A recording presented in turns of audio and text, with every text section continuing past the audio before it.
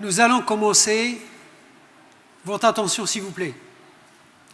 Excellences, Mesdames et Messieurs, chers collègues, chers étudiants, ravi de vous retrouver à l'occasion de ce 4e panel portant sur le thème intitulé « Diplomatie préventive et coopération internationale vers un monde plus sécurisé ».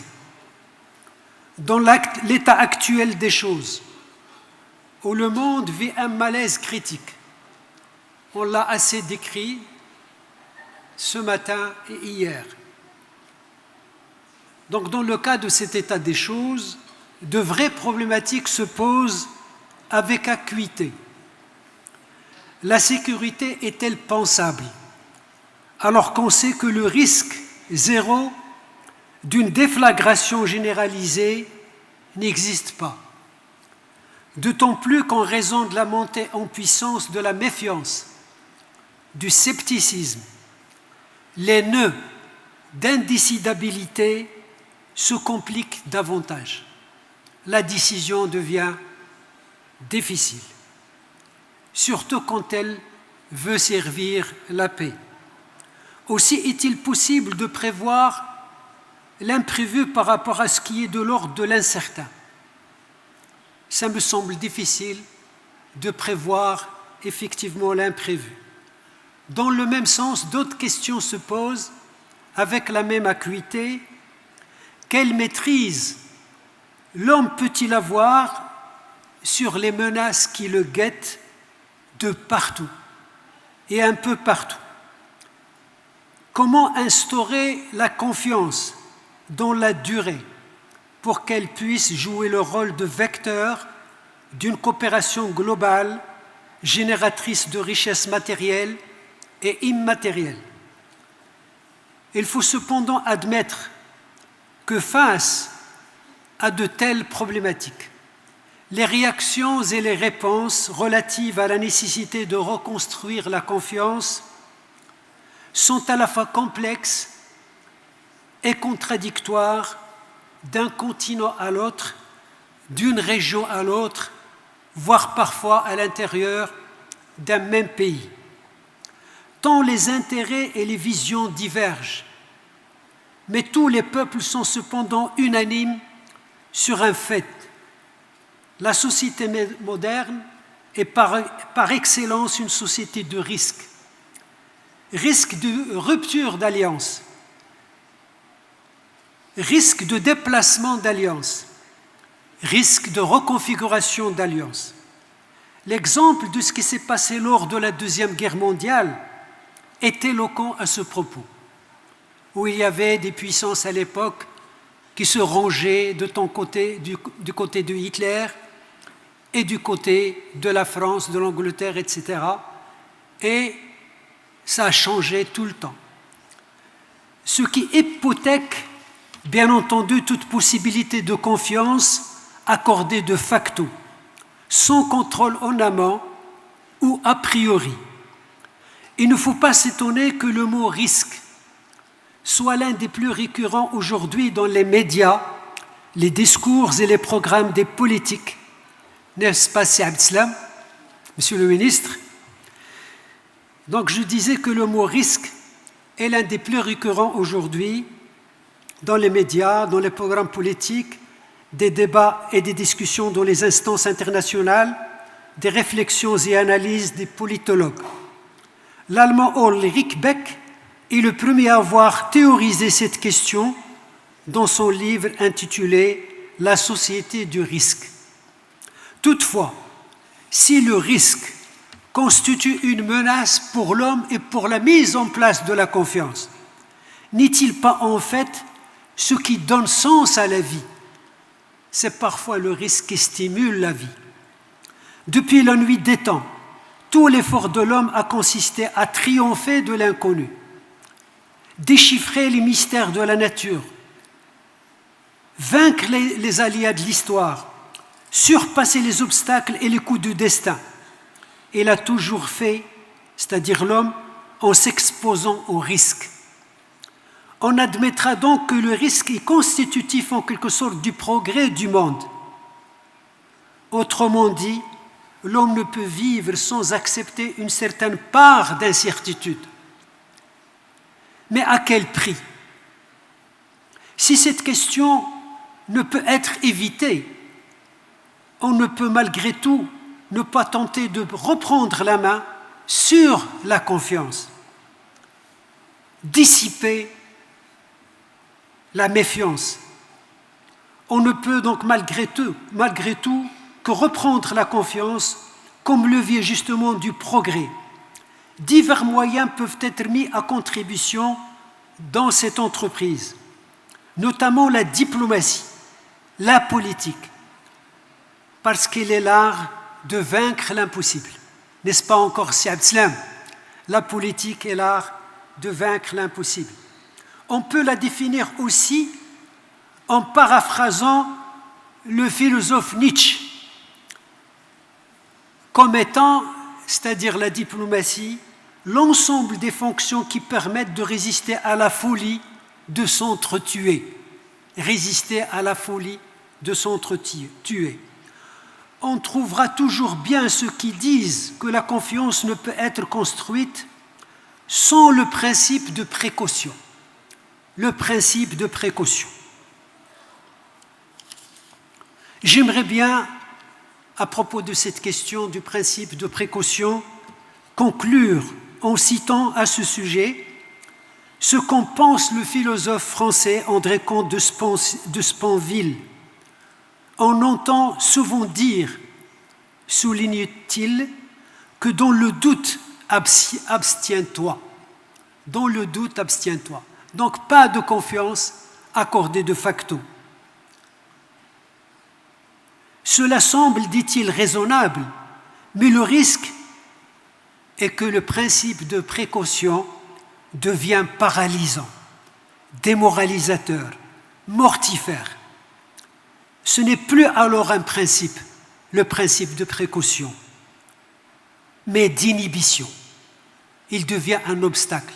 Donc autant accorder la confiance d'emblée et du premier coup. Gageons donc sur que le dialogue construit par les outils de la diplomatie et de la politique peut être souvent créateur et porteur d'espoir.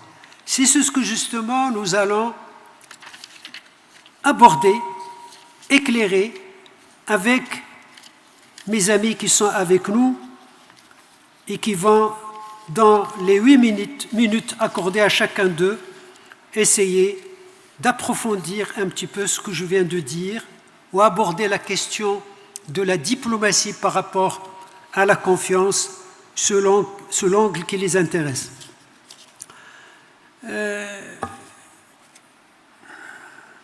Voilà. Je voudrais inviter son Excellence l'Arabi, Si Mohamed, ancien ministre des Affaires étrangères et qui est membre de notre chaire d'alliance des civilisations créée par Si Abdelhak Al-Azzouzi. مرحبا سيد الوزير. مرحبا. يشرفنا حضوركم معنا في حوالي 8 دقائق أرجوك. شكرا جزيلا. Thank you very much. Allow me to speak in English.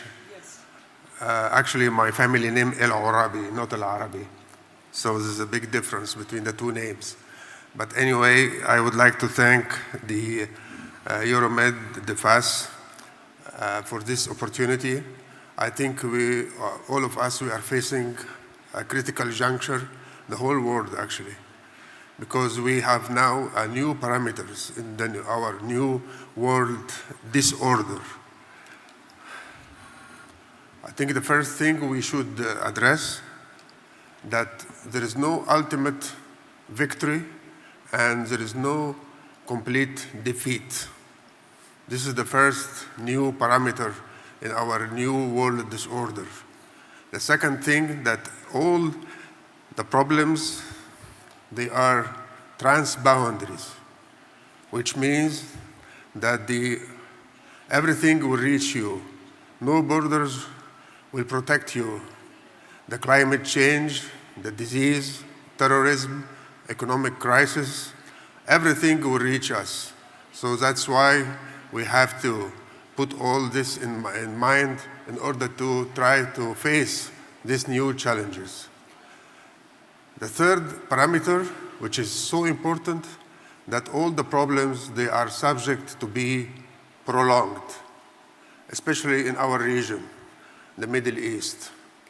Don't expect that we will have a political solution for many issues which are prevailing for many years, and I think we will live with it for many years to come.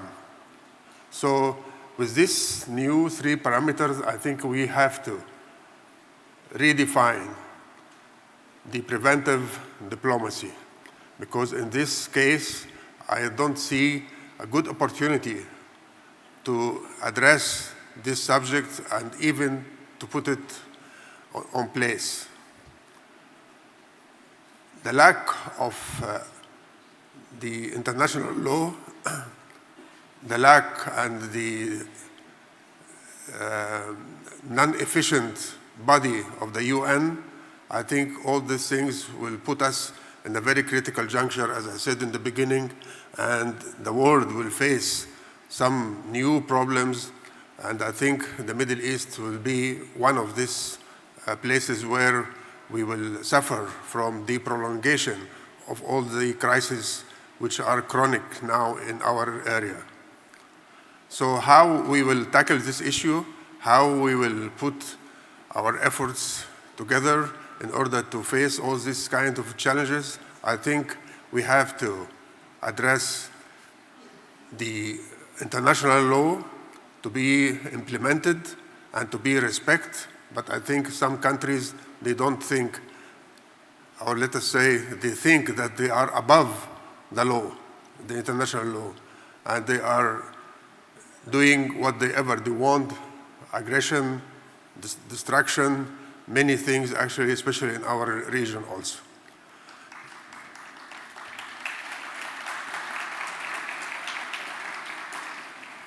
The new reality in the Middle East actually shows that we should not consider any country actually to be above the law. And the illusions of using power against the others, I think it should be also diminished. And we should try to face this illusion from some countries. And as I said, there is no ultimate victory. No country will win, and no country actually will have complete defeat. Things will be prolonged, and this actually we will pay the price as people in our, I would say, aim to develop our life and to put everything intact. The Egyptian foreign policy, for instance, they have three pillars: peace, stability, and development. So where we are now from these three pillars, I think the whole world should try to implement these three pillars, which I think it will serve the humanity and it will serve the people of the Middle East and the whole world. I'm sorry to give you this pessimistic view, but I think we will face some troubles in our region in the 2025 and the 2026, and I think we should be ready to face all these challenges and all these troubles, which I think will come through the borders, and it will affect our normal life in our region. I think I will stop here because I don't want anybody to tell me, okay, you should stop. And I'm really happy to address you today in this important place.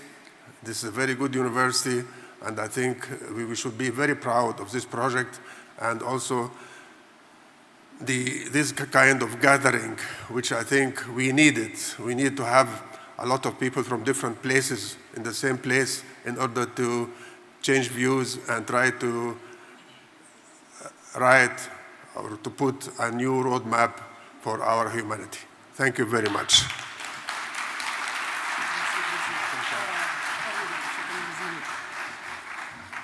سيد الوزير، شكرا جزيلا.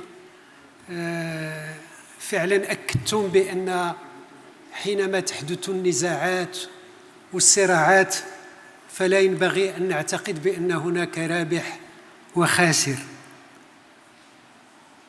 لأن حل المشاكل بالقوة لن يؤدي إلى كثير من الدمار، وينبغي مقاربة الإشكاليات والنزاعات وفق مقاربات تتبنى القانون الدولي واحترام الدولي.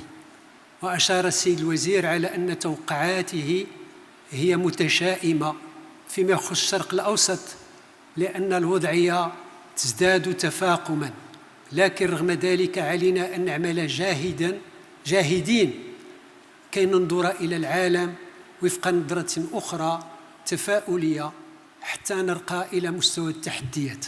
شكرا جزيلا سيد الوزير. Je voudrais maintenant inviter ma collègue dans le master gestion des conflits, Lola Banon, professeure de journalisme télévisuel, spécialisée en sciences de l'information et médiation internationale, et qui est aussi membre de notre chaire des civilisations.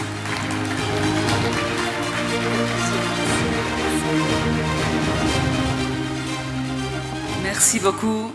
D'abord, je veux remercier Euromed pour son invitation et partager ces moments avec vous. Et surtout, merci à tous vous que vous êtes présents dans la salle.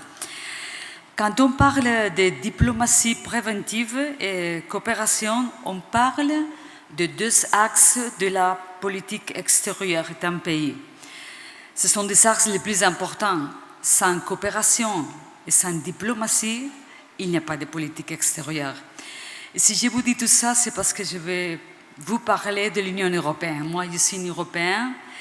Bien sûr, je suis un peu critique avec l'action extérieure de l'Union européenne. Hier, je vous avais raconté mon expérience personnelle, parce que vous savez, dans ma région, Valencia, on a subi des inondations il y a un mois.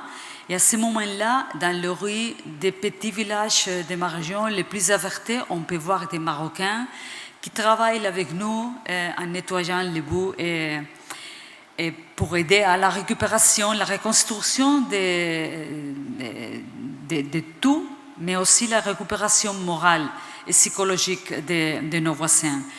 Ce que fait les Marocains dans notre région, ça c'est de la diplomatie humanitaire. Ça c'est la preuve qu'on peut faire beaucoup de choses ensemble, sans frontières et avec un esprit de coopération et surtout d'amour. Comme je vous avais dit, je suis un peu critique avec l'action extérieure de l'Union européenne. En fait, je pense que l'Union européenne n'a pas une véritable action extérieure. Et c'est dommage parce que nous avons 500 millions de personnes. Je pense qu'on doit avoir une place dans le monde. Il y a 10 années que nous avons fait la création d'un service européen pour l'action extérieure, mais encore, nous sommes en discussion pour essayer de trouver une voie unique, une approche visionnaire pour prévenir les conflits. Finalement, quand on a un gros problème comme ce que nous avons eu il y a un mois dans ma région, c'est la solidarité et c'est l'esprit humain qui est plus potent que la politique. C'est vraiment dommage. Je voudrais parler que nous sommes... Je parle avec beaucoup de mes élèves qui sont ici. Je salue spécialement eux parce qu'ils sont les futurs les gens. J'ai beaucoup de confiance en eux. Nous sommes enfants. Merci. Nous sommes dans un monde en changement. Le monde que nous avons vécu, c'est un monde qui n'existera pas dans les prochaines décennies. Le changement climatique, que beaucoup de gens disent qu'il n'existe pas, moi je vous assure, il existe. Nous avons eu la preuve à ma région. Aussi le changement démographique avec une Europe qui n'a pas d'enfants, mais dans l'Afrique vous avez beaucoup d'enfants. Nous avons un déséquilibre très important. Et aussi les migrations. C'est des questions que nous devons faire des gestions et encore nous sommes presque en parlis. Comme je vous disais, depuis des années, l'Union européenne discute sur la diplomatie préventive et je vous dis, le traité de Lisbonne parle et stipule que la politique européenne vise à préserver la paix. Malheureusement, et encore, on n'a pas de résultats et la réalité nous donne la preuve qu'il faut redoubler les efforts. Il faut toujours faire un diagnostic réaliste et accepter que nous sommes affrontés à une grande faillure dans la question de la paix mondiale. Moi, comme professeur de journalisme et comme journaliste même, je dois dire qu'une des raisons, c'est la désinformation. C'est le manque de vérité que nous avons quand on parle des conflits. Il y a beaucoup d'émotions et très peu de l'histoire. Moi, je pense qu'il faut toujours avoir le contexte de l'histoire. Le bon journalisme a besoin d'informations, mais a besoin aussi de contexte. Pourquoi les gens ne comprennent pas les conflits à Palestine? Parce qu'on a besoin de contexte. Et les médias n'aiment pas dire le contexte. À l'Ukraine, c'est la même chose. C'est très facile de dire un est blanc, un autre noir, un est le méchant et l'autre est bon. Mais il faut lire le contexte. Et le contexte, c'est l'histoire. Et le contexte, c'est écouter les experts en histoire, pas seulement les discours émouvants des politiciens. C'est pour ça que je pense qu'on doit toujours faire un effort et aussi, comme Européens, on doit voir, par exemple, on doit tirer en leçon de ce qui est passé, par exemple, à l'Afghanistan. Quand les États-Unis ont décidé de quitter l'Afghanistan, les Européens, l'Europe, l'Union européenne a décidé de suivre l'attitude des États-Unis parce que nous n'avons pas une politique indépendante. Comme vous savez, le résultat, c'est que l'Afghanistan est maintenant un pouvoir des talibans, Quelle est la leçon qu'on doit tirer de ça? C'est que, de mon point de vue, c'est qu'on a concentré les efforts pour avoir une démocratie concentrée dans les autres tâches, mais on a oublié de faire une démocratie moins centralisée dans les petits villages et surtout écouter la culture locale et les personnalités des gens qui habitent le pays. C'est pour ça qu'on doit faire un examen pour tout ça.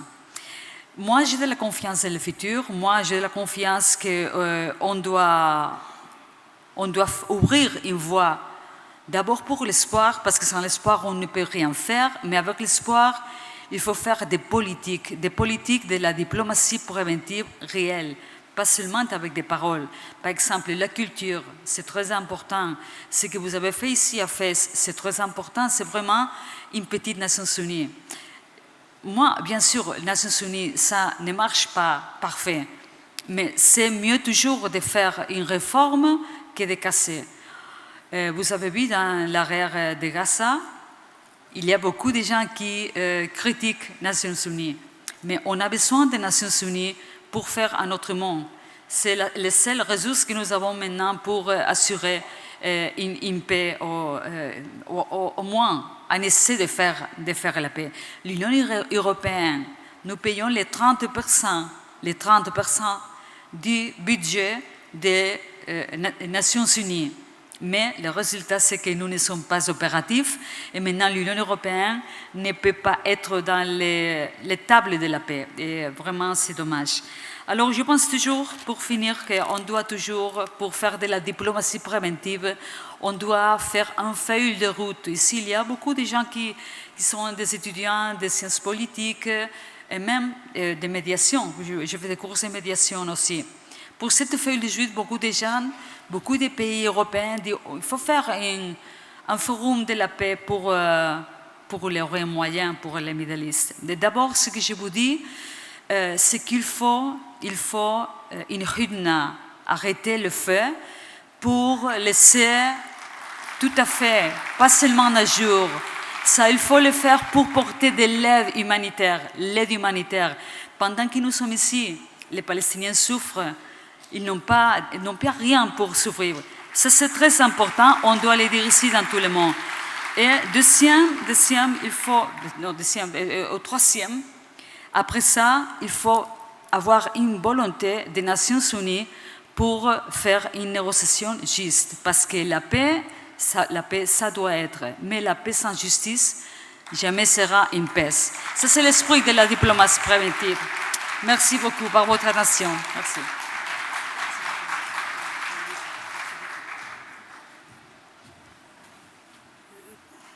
قلت قبل حين إلى السيد الوزير قلت له بأن لغة الخشب قد ولت. La langue de bois n'a plus d'intérêt aujourd'hui, aucune pertinence, aucune efficacité, aucune efficience. Je crois que Madame Lebanon nous a donné un bel exemple d'un exercice de réflexion à haute voix en mettant de côté les clichés de la langue de bois.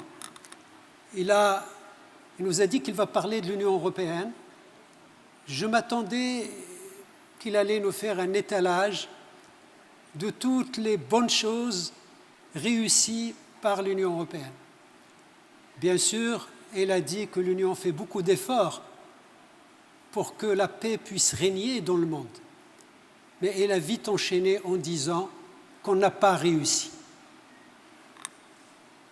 Ça, c'est très important de le dire parce que souvent, on ne le lit pas, on ne le voit pas sur les chaînes de télévision. On voudrait tout camoufler, croyant comme ça que nous allons avoir toujours raison et imposer au monde un monde unipolaire. Or, le mieux, comme elle vient de le dire, il s'agit de travailler ensemble dans ce qu'elle a appelé, dans une belle expression, travailler ensemble dans un esprit de coopération et d'amour. Dans un esprit de coopération et d'amour, bien entendu, certains penseraient qu'elle incline la réflexion vers le champ des sentiments, de l'émotion, etc. Or, il n'en est rien, parce qu'elle a dit juste après qu'il faut asseoir le droit international, que des réformes sont nécessaires, même au niveau de la plus haute organisation du monde, les Nations Unies, pour pouvoir redessiner le visage du monde en lui donnant les traits de la beauté. Et les traits de la beauté ne peuvent être que ceux de la paix, du dialogue et de l'intercivilisation. Merci Madame Lebanon, merci chers collègues.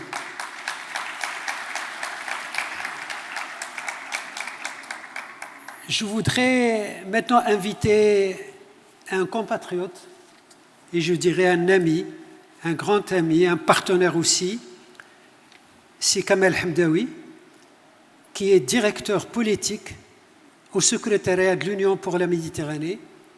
Et vous savez très bien que c'est au sein de cette institution, grâce à l'initiative royale, grâce à l'initiative d'un certain nombre de fondateurs, dont notamment Saad El-Haqq Azzouzi, que notre université a vu le jour. Merci à tous ceux qui en ont permis la création.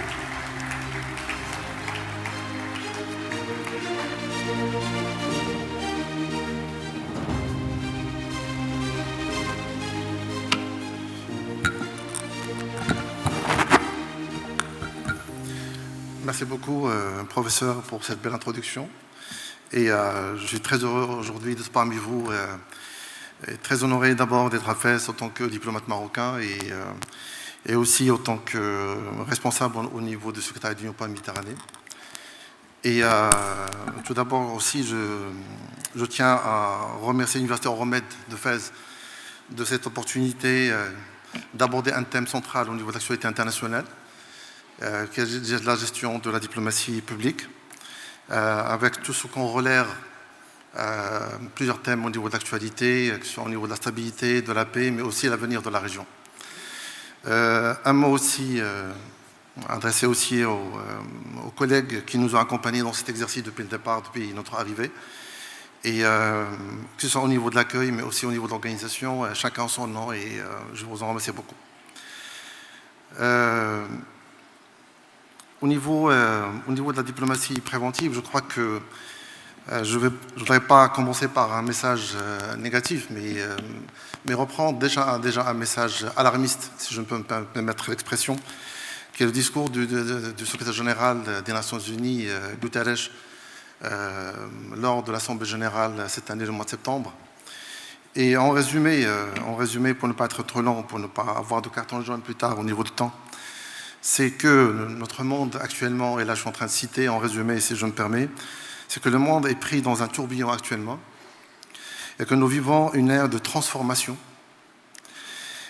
avec des proportions assez importantes et qu'aujourd'hui, notre mission est d'assurer et d'accompagner cette transformation, encore une fois, et que, pour conclure, nous allons tous dans l'inimaginable.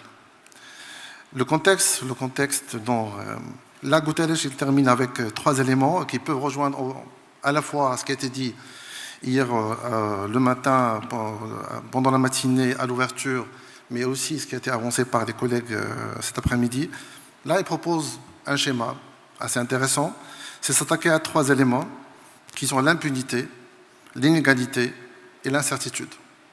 Alors les 3, si j'en profite de la présence des étudiants aujourd'hui, ce sont de vrais thèmes de thèse, si je me permets l'expression, parce que justement la réflexion mériterait d'être approfondie par rapport à ça. L'impunité, le contexte, c'est qu'au niveau du secrétaire général, c'est la première fois, au moins dans l'histoire récente, qu'on voit qu'un secrétaire général, il est persona non grata, et que le droit international, le droit humanitaire international est violé constamment depuis des années, pour ne pas dire des mois, et que le système international, malheureusement, surfe sur l'incertitude depuis des années, face à une conjoncture qui change, face à des défis qui changent, de nouveaux défis aussi qui émergent sur la scène internationale, mais avec la même configuration systémique héritée depuis 1945. Et là, je ne peux que parler éventuellement du blocage au niveau du multilatéralisme actuel, mais aussi au niveau du blocage de la réforme des Nations Unies. C'est comme si on parle, pour réformer le Conseil de sécurité, il faut éviter le veto, et du coup, on ne s'en sort pas en fin de journée. Si je me permets rapidement de s'attarder sur le principe, sur la diplomatie préventive, je crois que le concept est assez intéressant depuis plusieurs années, pour ne pas dire plusieurs décennies. Ça a commencé déjà en 1992, si je me rappelle très bien, avec le premier rapport, la première initiative du secrétaire général des Nations Unies, Dr Boutros Boutros-Ghali, avec son fameux agenda pour la paix. Sauf que depuis 1992 à aujourd'hui, le monde a changé, les thèmes qui s'imposent sur l'agenda international s'élargissent, s'ajoute chaque jour un thème ou deux, et une urgence ou deux aussi, il faut le dire. Mais sur tout ce parcours-là, la diplomatie préventive aussi bénéficie d'un appui assez clair au niveau de la Charte des Nations Unies, article 1, alinéa 1, et tout récemment au niveau des objectifs de développement durable, notamment son objectif numéro 16, qui veut assurer la paix, la sécurité, tout le pack assez intéressant pour justement assurer un bel avenir à notre communauté internationale. Là, je passerai rapidement sur des points, c'est que un des points qui s'impose au niveau de la diplomatie préventive, c'est qu'il y a des éléments assez centraux dans cet exercice qui prévoit dès le départ, d'abord, to prevent, après, c'est to react, and then to rebuild. Alors, quand on fait ces 3 strates, moi, je n'ai rien inventé, ce sont des références juridiques et diplomatiques, il faut le dire la vérité, mais là, quand on voit ça, c'est comme si on part de Gaza. Donc, on aurait dû prévenir, on devait réagir, on doit reconstruire.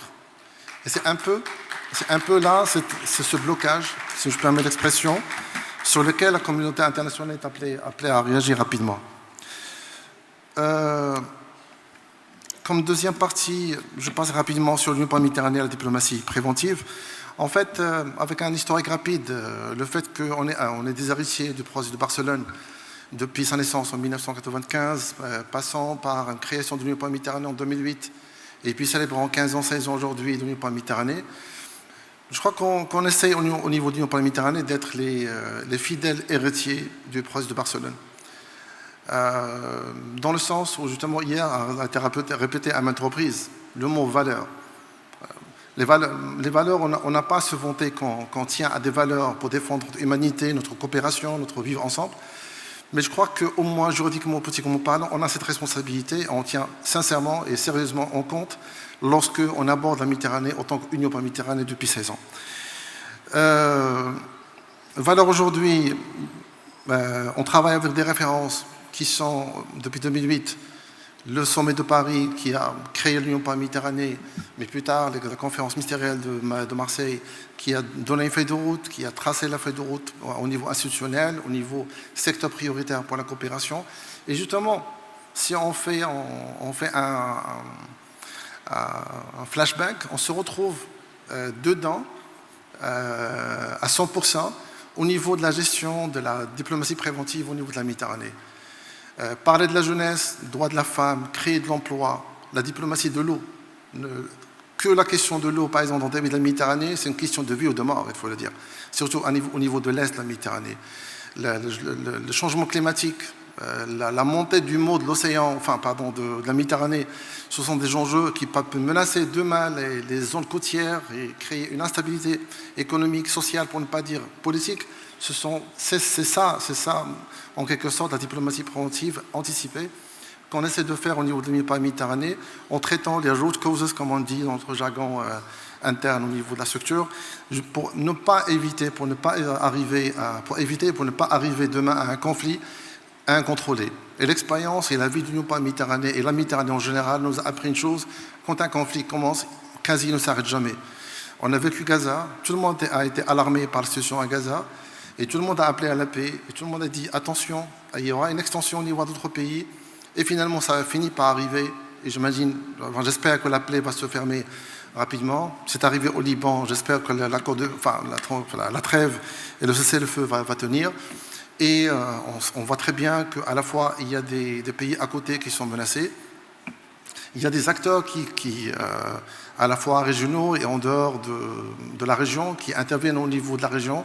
Ça a été soulevé hier, je ne me rappelle pas l'intervenant qui a soulevé cette question, je crois, est-ce que c'est André Azoulay ou M. Martinos, je crois moi M. Martinos, qui a parlé qu'il y a des intervenants extérieurs à la région. Et du coup, la conclusion que je voudrais dire, arriver avec Ouassa, c'est que la région, malgré sa force, son potentiel et ses atouts, elle demeure imperméable, elle demeure fragile et elle demeure dans un danger. Et si aujourd'hui on n'arrive pas à ramasser l'exercice tout de suite et à assumer nos responsabilités, assurer notre avenir, je crois que là, l'histoire va nous juger. Je termine en 2 minutes. Est-ce que je peux reprendre 2 minutes de ministre à l'Arabe peut-être? Donc là, je vais terminer rapidement. C'est que au niveau de l'Union pan-méditerranéenne, on essaie d'accompagner cet exercice. Le forum régional, qui est la conférence ministérielle au niveau de l'Union pan-méditerranéenne, a eu lieu le mois d'octobre, vu la situation dans la région. Et maintenant, il y a une redéfinition des priorités, vu le contexte régional, pour justement attaquer et accompagner les pays de la région vers la paix, vers la stabilité.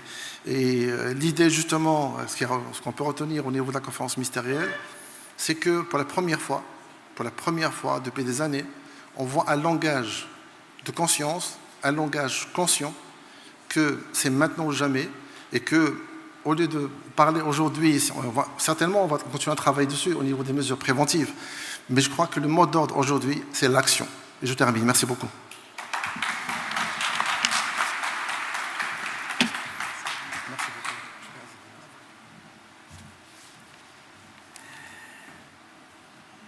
Je crois que ces rencontres sont inspirantes, effectivement, et nous ont permis de faire entendre un autre son de cloche, complètement dépouillé des clichés, des stéréotypes, qui souvent sont tenus à l'occasion de ce type de manifestation, or je crois qu'à leur remède. Et à l'occasion de rencontres placées sous le haut patronage de Sa Majesté, personne ne pourrait se permettre de telles dérives. Donc pas de langue de bois. Si Mehdaoui, en partant d'une citation de Monsieur le secrétaire général des Nations Unies, où il pointe un certain nombre de défis, notamment ceux de l'impunité, de l'inégalité et de l'incertitude. Et à partir de là, donc Si Mehdaoui a également dit que malheureusement, le droit humanitaire international est souvent bafoué, souvent violé, et on en a le cas aujourd'hui avec ce qui se passe à Gaza, en Palestine, voire dans la région même. Ce qui menace toute la région du Moyen-Orient d'une déflagration qui sera peut-être, si elle n'est pas contenue par la voie justement du droit, elle sera difficile à maîtriser.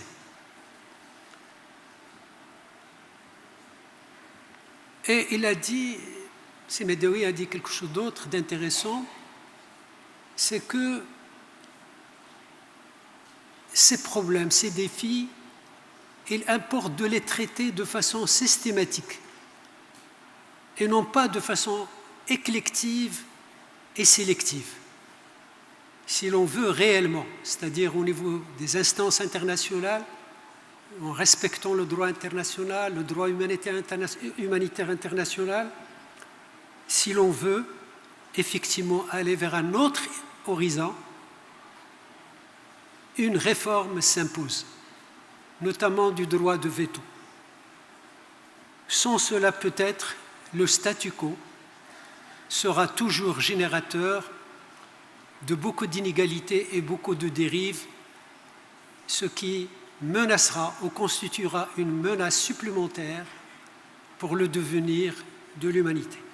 Merci Si Mehdaoui pour cette parole sage, parce qu'elle est critique, lucide, parce qu'elle pointe les points faibles et indique le cap vers lequel il faut aller. Merci. Je voudrais maintenant donner la parole à Si Khalid Fatah Rahman, bien sûr, notre ancien ambassadeur, l'ambassadeur du Soudan, et qui est directeur du Centre pour le dialogue civilisationnel à l'ICISCO, qui est notre partenaire, et je salue la présence parmi nous de l'ex-ministre Si Mohamed Zine Al-Abidi, qui est le directeur justement du secteur de la culture. Ça fait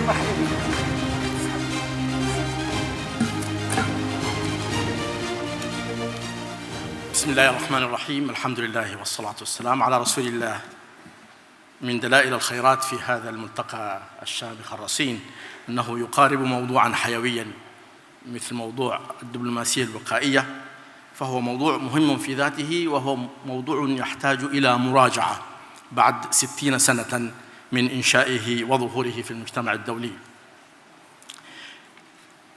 ثمة تحديات حقيقية تحيق بهذا المفهوم.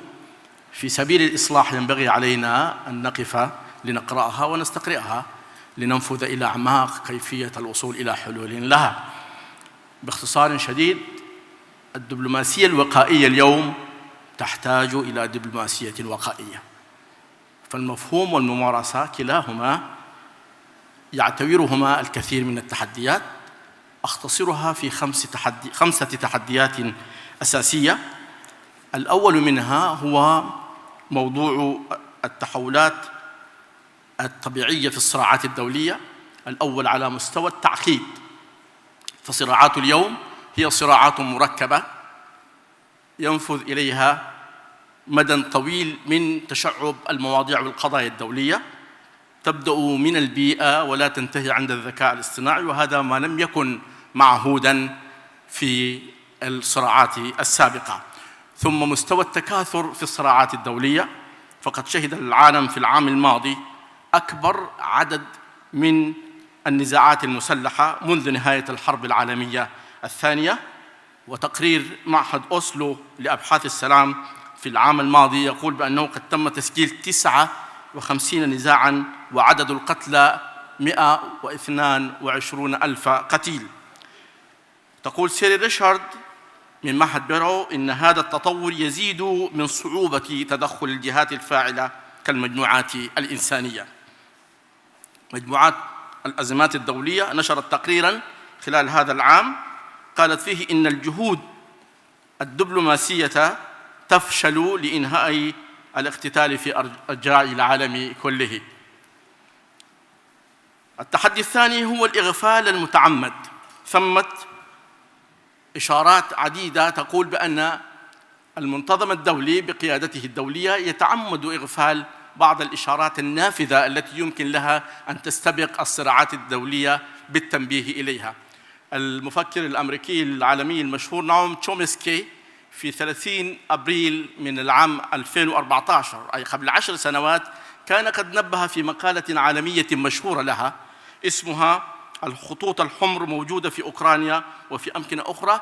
كان قبل 8 سنوات من اندلاع الحرب الروسية الأوكرانية قد حذر تحذيراً واضحاً بأن ينبغي على العالم أن يتعامل في قيادته الدولية بكثير من الرصانة والتعقل إزاء هذه الأزمة، وهو ما لم يستمع إليه أحد في ذلك الأوان، فانفرط العقد ونجمت الأزمة بحربها المستفحلة. التحدي الثالث هو وطأة النظام الدولي على الدبلوماسية الوقائية، وقد استفاد الأساتذة الكبار فيما عرضوه وأمس كذلك من أن قانون القوة لا قوة القانون هي التي تسيطر على المنتظم الدولي، مما يجعل من الدبلوماسية الوقائية جهداً بسيطاً محدوداً في أدائه وعطائه. التحدي الرابع هو عدم حيادية الوساطات أو ضعفها، وقد خلصت الباحثة هيلدا هيرسون بعد نهاية عملية أوسلو في العام 1993 إلى أن عملية أوسلو يمكن أن تكون بمنزلة دراسة حالة مثالية ونموذجية لعيوب نموذج وساطة طرف ثالث لا يتساوق معه أطراف دولية أخرى تستطيع النهوض بمبدأ الوساطة نهوضاً يؤدي إلى إفشال كل المساقات الأخرى. التحول الخامس هو تغييب الشرعية الدولية وتغييب ومحاولة القفز على السلطة الوطنية، ونشهد ذلك في كثير من فشل الوساطات أو البعثات الأممية التي تفد إلى بعض الدول خاصة في أفريقيا والسودان مثال على ذلك، أن هذه الجهود أحياناً ما تحاول أن تتخطى السلطة الشرعية في داخل البلد، مما ينجم عنه صراع أكبر نشهده في الحرب الممتدة الآن في السودان. هنالك كثير من الدبلوماسيات التي يمكن أن تتساوق لتعالج حقيقة إخفاقات الدبلوماسية الوقائية. نشهد تكاثرها في دبلوماسية ثقافية ودبلوماسية علمية ودبلوماسية الجيل الرابع، تتكاثر الدبلوماسيات، لكن ثمة حاجة إلى النظر إلى الأزمة في جذريتها. ومن هذا المقام فإن مركز الحوار الحضاري في منظمة الإسيسكو ابتدع منظومة فكرية جديدة حول مفهوم جديد هو الدبلوماسية الحضارية، وذلك في محاولة تقصير الظل الحضاري. وكلنا يعلم أن الرئيس الصيني في العام 2019 كان قد أتى بفكرة جديدة مؤداها ما يسمى بالحضارات الآسيوية، وهي محاولة جمع الحضارات المتساوقة بأفكارها، روحانياتها، ثقافاتها المتقاربة، لأن تقول كلمة واحدة بدل التفرق والتعدد الحضاري الإقليمي. يمكننا كما تقول مفاتيح مفهوم الدبلوماسية الحضارية للإسيسكو، يمكننا مزاوجة القيم الداخلية للمنظمات الإقليمية والرفع بها إلى مستوى الحضارة العالمية الإنسانية بتشكيل شبكة اتصال حضاري ضاغط بنخبة تستطيع أن تقول كلمات حاسمة في المنظمة الدولي حيال الصراعات والإخفاقات. وفي هذا المقام يبدو أن مسألة غزة قد أبانت بقوة عن أن الضغط الدولي يتفوق على محاولات تحجيم أو حجب الرؤية. وفي هذا المقام والقاعة معظمها من الطلاب، أحيي دبلوماسية الطلاب التي عملت في شتى أنحاء العالم على وقف حجب هذه الرؤية وفي تقديم هذا النموذج بصورته الناصحة الوافية.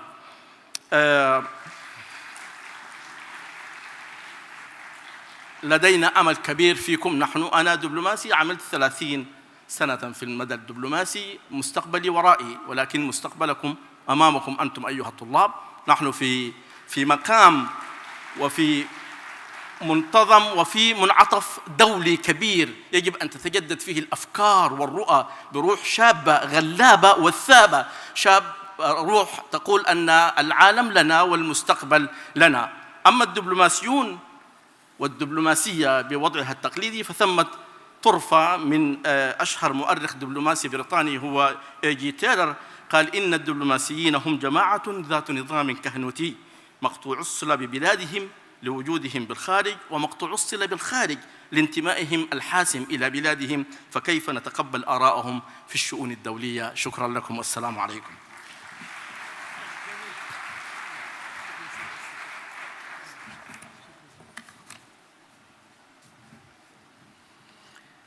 Notre cher ambassadeur, responsable à l'ICISCO du secteur de dialogue de civilisation,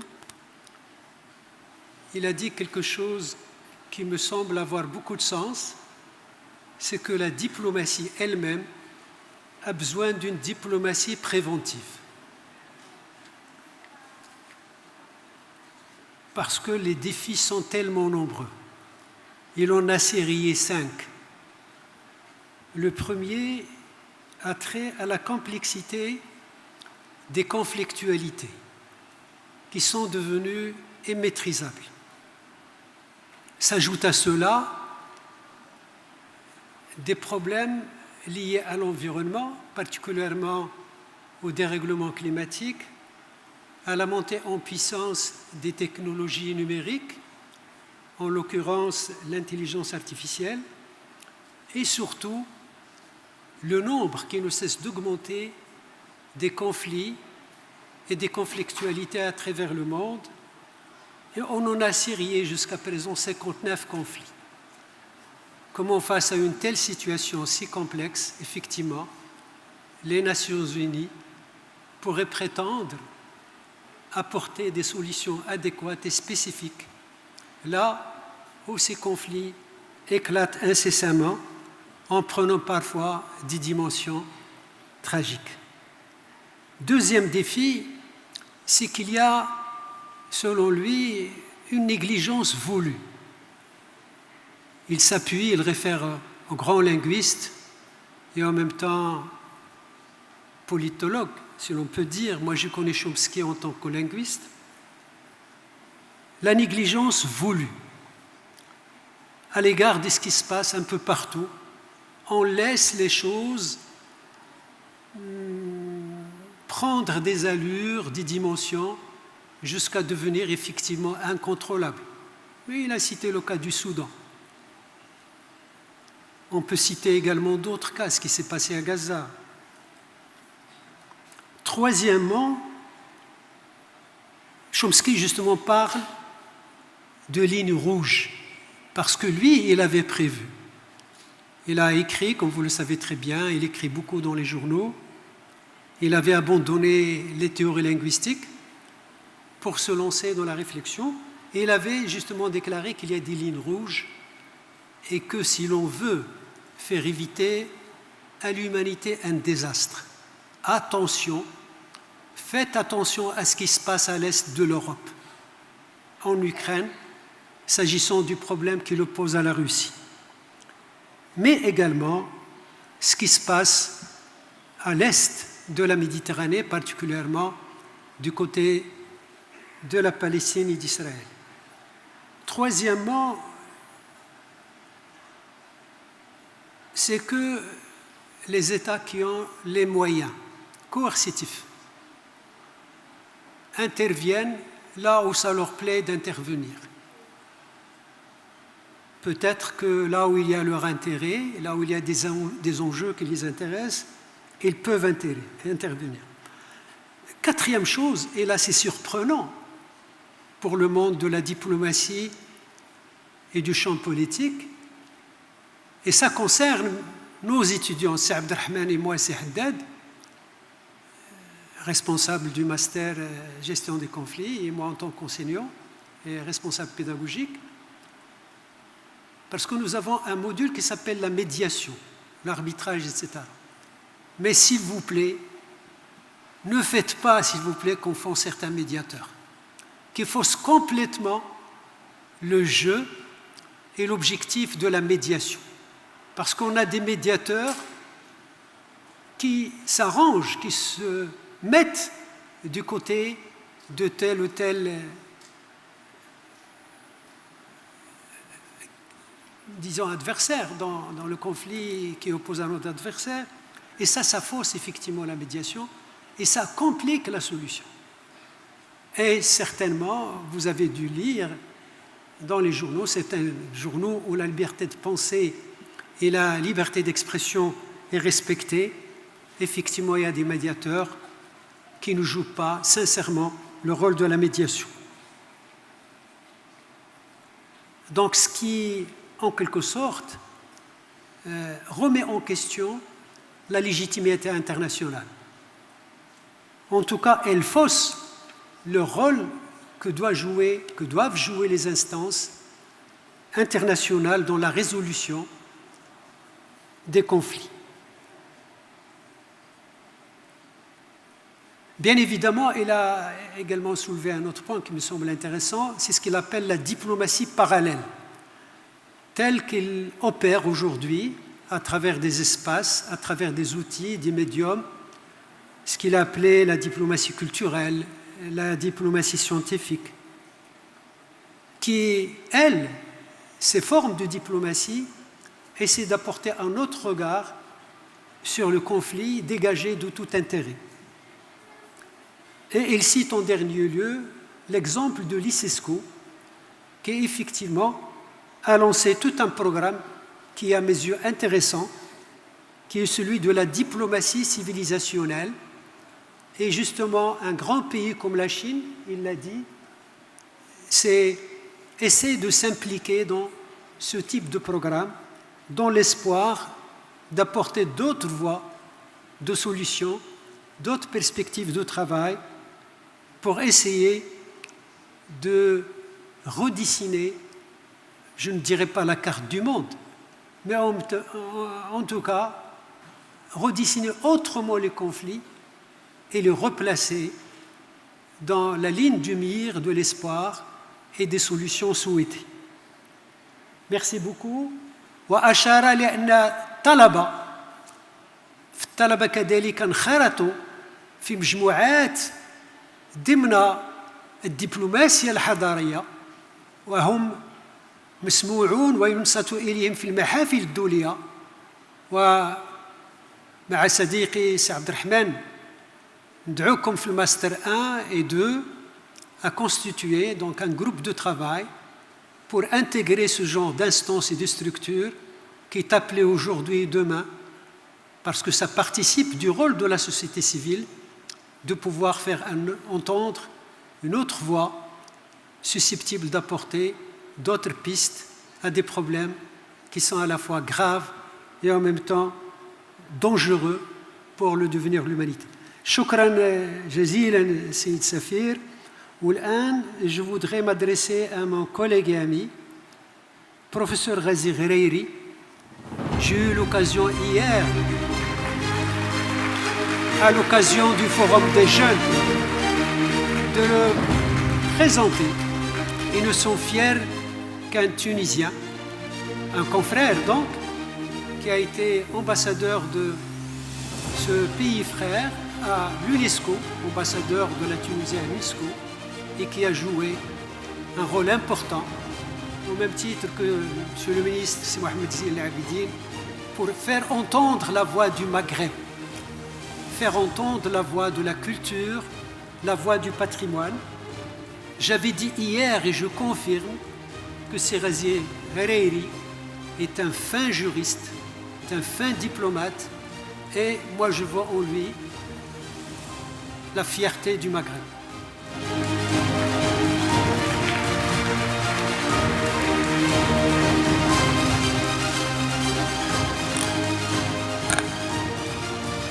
Vous comprenez bien ma gêne d'être présenté par un ami et par un illustre universitaire qui dit tant de bien. D'abord, merci beaucoup. Je profite de ces premières paroles pour remercier les organisateurs. Tout d'abord, l'université Euromed, mais surtout l'équipe de la chaire à la tête de laquelle se trouve mon ami et mon collègue c'est Abdelhak Al-Azouzi pour tant de réussite, et je crois que nous sommes tous d'accord déjà sur la réussite de notre rencontre, même si les travaux se poursuivront jusqu'à ce soir. J'avais préparé en prévision de ma contribution un papier que je remets à l'organisation, probablement en vue d'une publication, parce que le papier portait sur le pacte de l'avenir de 2024, celui qui a été évoqué par Sil Mehdaoui tout à l'heure, en extrayant une citation du secrétaire des Nations Unies, et j'avais préparé ce papier pour utiliser ce pacte comme moment de réflexion, comme tournant du multilatéralisme. Va-t-il vers un développement vertueux ou encore un espoir illusoire? C'est ça le papier. Mais les travaux depuis hier, et je ne vous cache pas, la présence massive des étudiants m'a encouragé à procéder autrement, et je souhaite votre indulgence donc sur cette base. Je voudrais partager avec vous quelques réflexions que suscitent et qu'ont suscité en moi tout d'abord l'intitulé de notre rencontre et les paroles prises importantes, marquantes hier et ce matin encore. Nous sommes réunis pour discuter, je crois que c'est le titre, de la question de reconstruire la confiance en vue de mettre en place un dialogue des civilisations, et pour notre panel, de traiter de diplomatie préventive. Je voudrais partager avec vous quelques réflexions qu'on peut appeler de méthode, ou en tous les cas préalables à toute analyse, celles qu'inspirent en nous ces concepts eux-mêmes. Je commencerai par la diplomatie préventive. Je vais aller directement, sans détour, et le temps m'est compté, donc je vais partager avec vous ma totale interrogation quant à la possibilité de parler ainsi, diplomatie préventive, comme si il peut y avoir une diplomatie non préventive. La diplomatie, c'est-à-dire la conduite pacifique des relations humaines, des relations entre États, entre puissances, c'est de prévoir un meilleur lendemain pour éviter la guerre vers la paix. Donc toute diplomatie, par définition, n'est que préventive. Donc permettez-moi, en ce qui me concerne, d'y voir un terme intéressant, une bonne volonté certaine, mais une simple tautologie, parce qu'une diplomatie n'est que préventive, même si la diplomatie intervient à un moment de conflit armé. Elle est préventive parce qu'elle prépare un lendemain différent et meilleur. Donc, voici ce que ce terme, en tous les cas pour notre panel, suscite en moi. Pour ce qui est des termes utilisés et la réflexion convoquée pour l'ensemble de notre rencontre, et il est question, cela a été dit solennellement hier et de manière fort érudite, sur la question de reconstruire la confiance. Reconstruire la confiance, c'est-à-dire que la chaire, les organisateurs, nous-mêmes qui contribuons, acceptons l'idée que l'opération à laquelle nous nous attelons est une opération de reconstruction, c'est-à-dire de notre mémoire. Il y aurait eu un moment où la communauté internationale, où les relations internationales étaient des relations de confiance. Et à telle enseigne qu'on voudrait reconstruire. Et vous verrez que les quelques éléments d'analyse que je vais conduire avec vous nous mèneraient peut-être à un terme proche, mais légèrement, me semble-t-il, différent quant à l'idée de reconstruction. Dialogue des civilisations, voici notre raison, voici notre engagement. Je suis un membre fier de cette chaire. Dialogue des civilisations, oui. Mais qu'entend-on par dialogue? Il me semble que chez beaucoup, ceux qui écrivent, ceux qui publient et ceux qui même ont pris la parole, en tous les cas pour certains, le dialogue est une fin en soi. Mettons-nous autour d'une table, dialoguant, c'est très bien. Mais n'oublions pas que le dialogue est une méthode, est une voie qui doit nous mener vers autre chose. Donc le dialogue est salutaire comme moyen, comme finalité. Donc ne cherchons pas uniquement le dialogue coûte que coûte parce qu'il est notre finalité, cherchons-le coûte que coûte parce que nous sommes attachés à l'idée de relations pacifiques, mais le dialogue doit mener vers autre chose pour le contexte dans lequel nous sommes, on va dire des relations pacifiques entre les nations. Donc le dialogue n'est pas la finalité, le dialogue est le moyen qui nous mènerait vers notre objectif. Mes propos, et je sais que le temps est plus que compté, s'articuleront autour de deux petites idées. La première est, je voudrais partager avec vous un constat, et si le temps me le permet, peut-être des manières à apporter une réponse à ce constat. Cela a été dit par beaucoup hier et aujourd'hui que nous sommes face à une crise du système multilatéral international. Je suis d'accord, mais j'irai peut-être un peu plus loin. Le système multilatéral tel qu'issu de la Deuxième Guerre mondiale, me semble-t-il, est derrière nous. Et derrière nous sur le plan du fait qu'il représente un équilibre des positions, des rapports de force. Sauf que, et j'emprunterai une image à l'astronomie, parfois on voit une étoile brillante, mais la distance fait qu'elle brille, nous la voyons aujourd'hui, mais c'est une étoile déjà morte. Il en est ainsi de quelques systèmes des relations internationales. L'équilibre issu de la Deuxième Guerre mondiale n'existe plus aujourd'hui. Le monde est plus fragmenté qu'il ne l'était.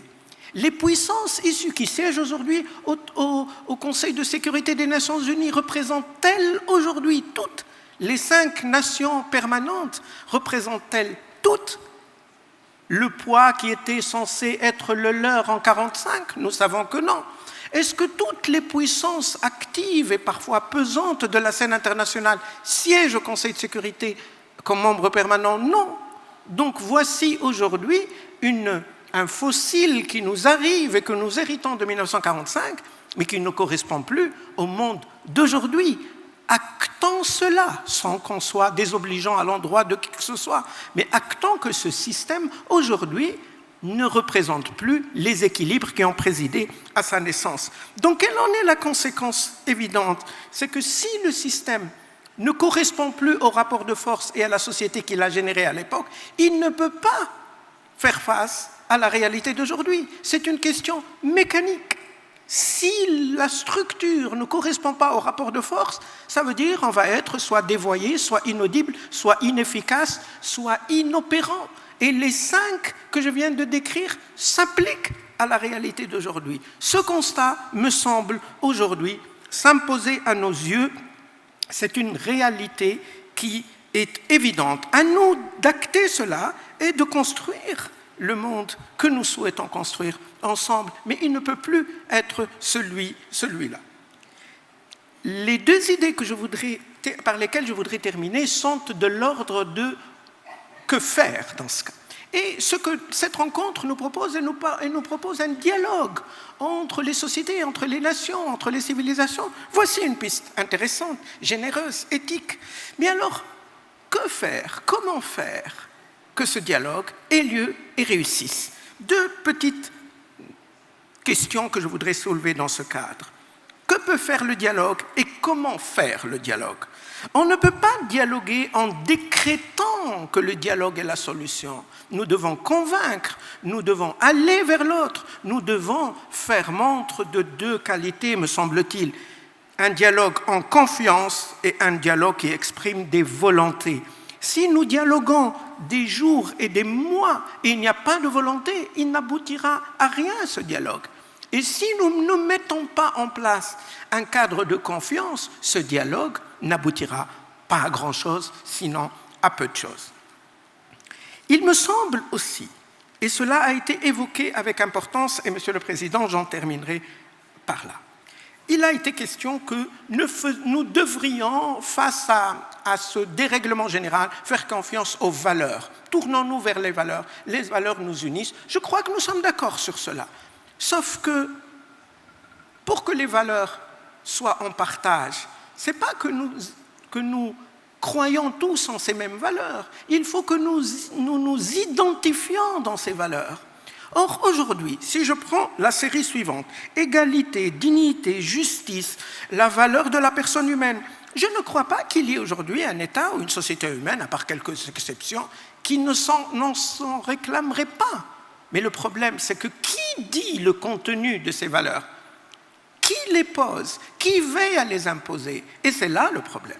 C'est qu'on va vous dire la dignité, mais à ma manière, l'égalité telle que je la conçois, peut-être chez moi, à ceux qui me ressemblent, mais pas aux autres. Donc ce n'est pas le problème des valeurs en soi, mais c'est la valeur de l'appropriation, me semble-t-il, des valeurs.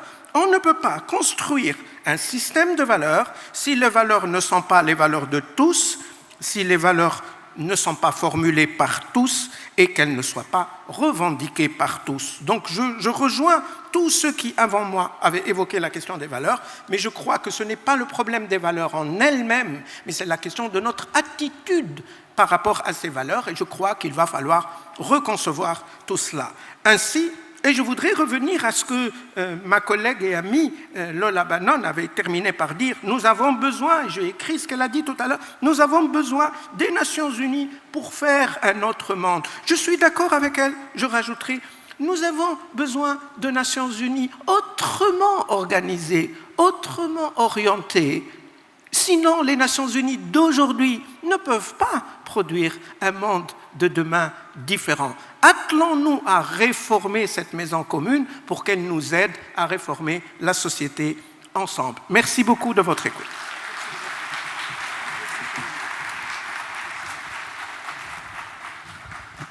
Merci Razi, merci cher ami. J'ai beaucoup apprécié la mise en point terminologique, le déplacement que vous avez fait des concepts de prévention et de dialogue. J'ai beaucoup aimé quand vous avez dit que la diplomatie en elle-même participe de la prévention. Donc, on n'a pas besoin d'une diplomatie préventive, parce que l'acte lui-même de la diplomatie participe de la volonté d'essayer de prévenir pour éviter les dégâts. Deuxième chose, le dialogue. Effectivement, le dialogue peut être un dialogue de sourds s'il ne participe pas d'une volonté, d'un acte entreprenant en ayant des objectifs clairs et réalisables. J'ai essayé d'inventer un concept ce matin. J'avais parlé de pensée tensive, de la tensivité, c'est-à-dire une pensée qui tend vers, qui agit et qui essaie de produire en acte et sur le terrain des propositions de solutions qui peuvent être pensées sur le papier. Donc une pensée tensive, une pensée qui agit et qui construit les solutions sur le terrain. Bien évidemment, vos remarques également sont pertinentes. Cela a été dit par tous les collègues concernant les Nations Unies. C'est un manteau que nous portons, mais qui ne nous protège ni du froid, ni de la chaleur, ni rien du tout. C'est un attroupement qui peut même s'avérer un petit peu bizarroïde. Beaucoup de diplomates parlent de coquilles vides. Et ce n'est pas une critique gratuite, c'est une invitation à repenser ces systèmes, ou plutôt ces instances, ces institutions qui ont joué leur rôle juste après la Deuxième Guerre mondiale, mais je crois après déjà la chute du mur de Berlin, pratiquement cette institution a commencé à perdre de son influence et de son aura et aujourd'hui on voit le résultat. Aucune solution, proposition de solution qui a été votée au niveau des Nations Unies a été actée, et c'est un problème sérieux, c'est celui de l'effectivité. Comment rendre effectives aujourd'hui ces institutions? Tout cela participe de ce débat qui a commencé hier, sans langue de bois, et ça nous fait plaisir, nous à l'Euromède, que cette salle, cette agora, on l'appelait comme ça par référence à la Méditerranée, à la cité méditerranéenne, devient le lieu de ce débat sincère, franc, courageux, parce que c'est dans le cadre de ce débat qu'effectivement qu'on peut changer de regard sur le monde. C'est la seule façon, à mon avis, c'est ce type de réflexion. J'avais parlé ce matin d'épistémé. Et ce n'est pas prétentieux de ma part, tenant compte des magnifiques discours tenus par Sia Zoulay, par notre président, par M. Moratinos et d'autres qui avaient pris la parole hier avec beaucoup de discernement et de lucidité en pointant justement les failles du système dans lequel nous vivons et qu'il n'est peut-être que temps, il n'est que temps d'agir pour pouvoir apporter des réformes nécessaires qui de toute façon s'imposent plus que jamais. Merci beaucoup Sirazi Rereri. Je voudrais maintenant appeler notre cher collègue Mario Roussel, qui est président du Centre d'études sur les migrations à New York. Happy to have you with us. Thank you.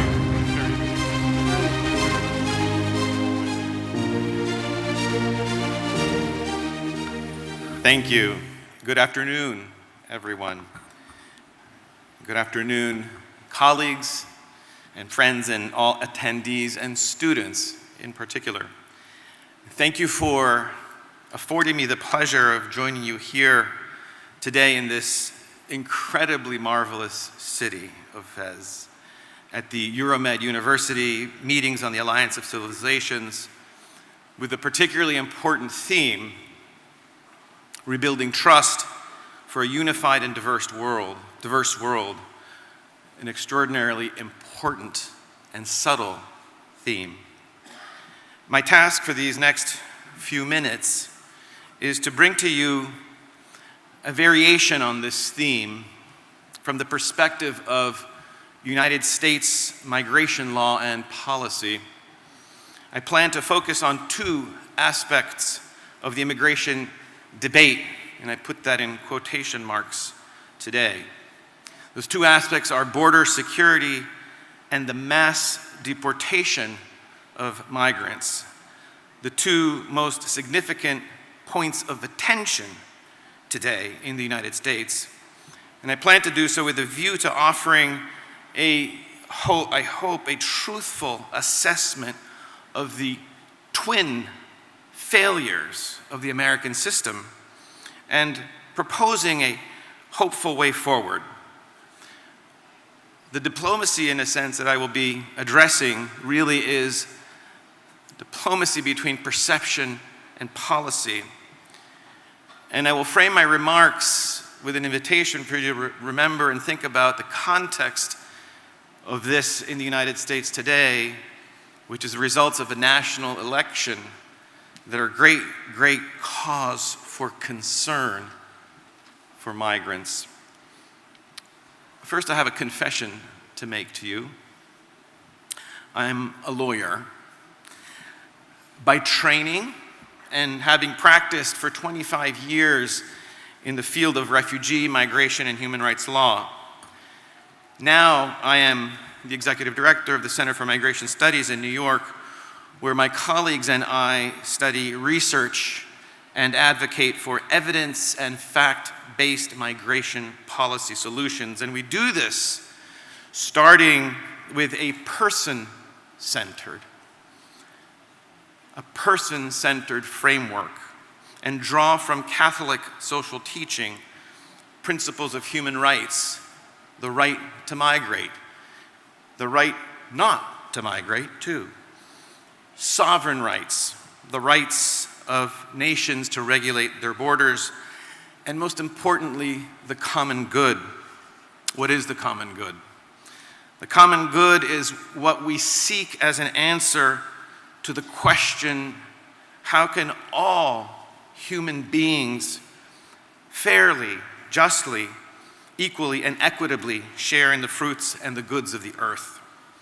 And thus we understand Pope Francis's call to welcome, protect, promote, and integrate migrants.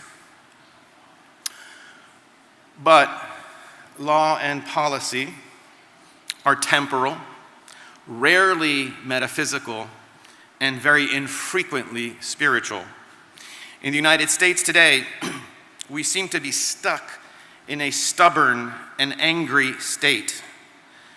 And while needs and conditions have worsened in our hemisphere, while people from a wider range of countries appear at the doorstep, and while the labor needs and the opportunities in the US increase, we have seen our politicians and lawmakers double down against the migrant with blame, vitriol, a closed fist in action, and if anything, exclusion and expulsion.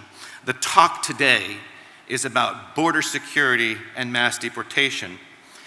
So why is that? What's happened? I would submit that the border security and deportation strategy that is aimed against migrants really is neither about the rule of law nor a concern with illegality, but about a deeper, more hidden anxiety. One about America's changing color and culture. America has been, since the very beginning, a basically black and white nation. And until about 50 years ago, 87% white and 13% other. In the last 10 years, that has shifted. About 70% white and 30% black and Hispanic. But that's not reported in the news because I think it is not a problem of illegal migration. Indeed, importantly, the percentage of immigrants per the population has not really changed in the past 100 years, remaining more or less steady at 10 to 14%. Again, it's color and culture, that is to say the face of America, that is changing. But to keep the question focused on migration, political and media voices make the US-Mexico border and the mass deportation stages, theater stages, on which to play out a drama that is largely manufactured by the right and is animated by a system of immigration laws and processes that are antiquated and under-resourced. Let me explain. US law basically offers three ways by which an immigrant can become legal, as they say: family, work, and protection.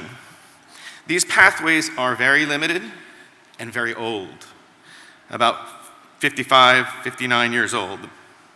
But more important, and this gets lost, is the adjudication of these requests for admission are chronically backlogged. 8.7 million cases in a queue, with about 3.5 or more million for asylum. To illustrate, there are 650 judges who take about 700,000 new cases a year, but only adjudicate less than half. On average, therefore, a case takes 5 years to be decided. So over the years, some Republican and Democratic presidents have authorized humanitarian forms of relief that allow temporary status for people in need. But many of those seek permanent status and therefore apply for asylum, though only about 15% actually qualify. There need to be other pathways. There need to be other alternatives, but they don't exist. And during that time, as people wait, they grow roots, they work, they make a home, community, school, marriage, and children. Time goes by. Yes, just a moment. Restrictionists tell us that the problem is the border. They say it's not secure. that people are flowing in. But let's be clear.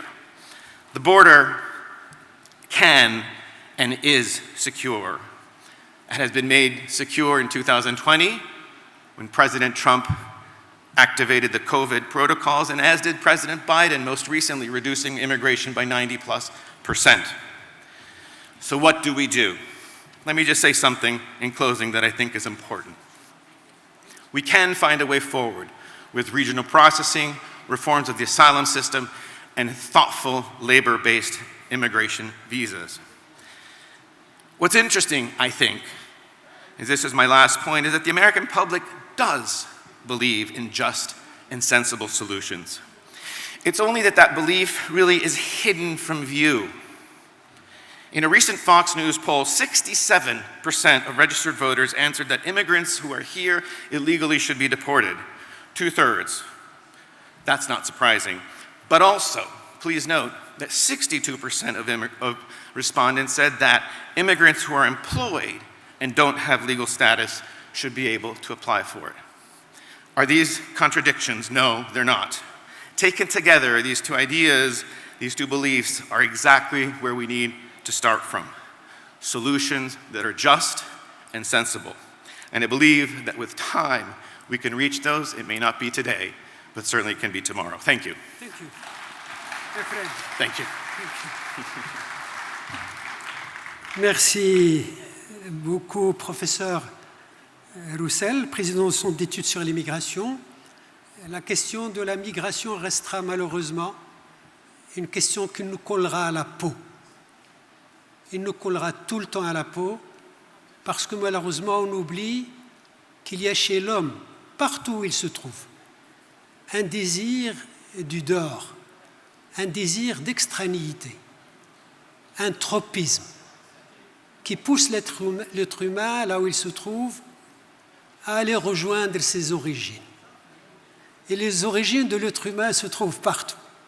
Bien sûr, il y a des raisons, il y a des motivations qui peuvent être économiques, politiques, etc., climatiques, qui poussent à l'immigration, mais on ne doit jamais oublier ce désir d'extranéité qui habite l'homme, parce qu'inscrit dans son ADN le désir de découvrir les États-Unis, le Nouveau Monde, le désir d'aller au fin fond de l'océan pour essayer de découvrir quelque chose. Ça, c'est l'homme.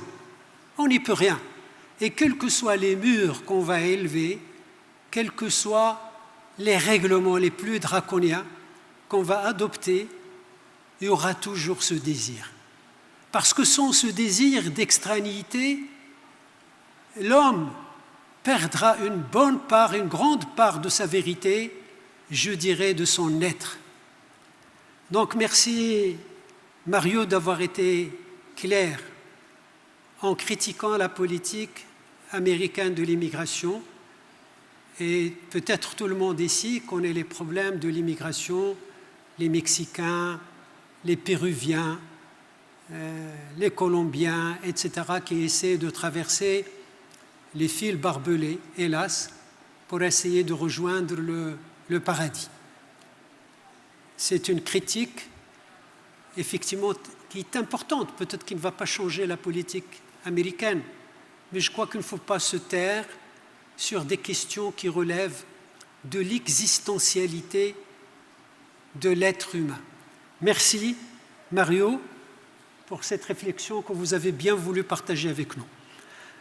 Maintenant, je voudrais appeler un autre compatriote, c'est Mohamed Mesmoudi, qui est écrivain, spécialiste en sciences politiques et qui certainement va aborder la question de ce panel sous un prisme qui lui semble être peut-être le plus pertinent et le plus adéquat. C'est Mohamed.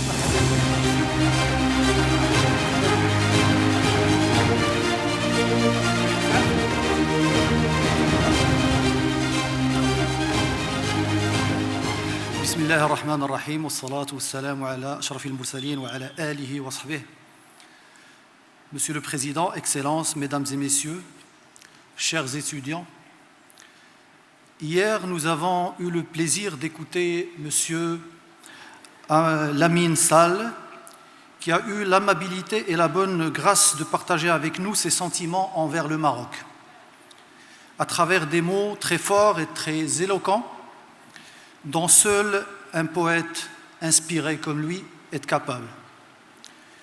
Monsieur Lamine Sall, vous avez dit, et j'ai très envie de reprendre quelques-unes de vos paroles, vous avez dit « Le Maroc n'est pas un pays, le Maroc est une prière, le Maroc est un don de Dieu ».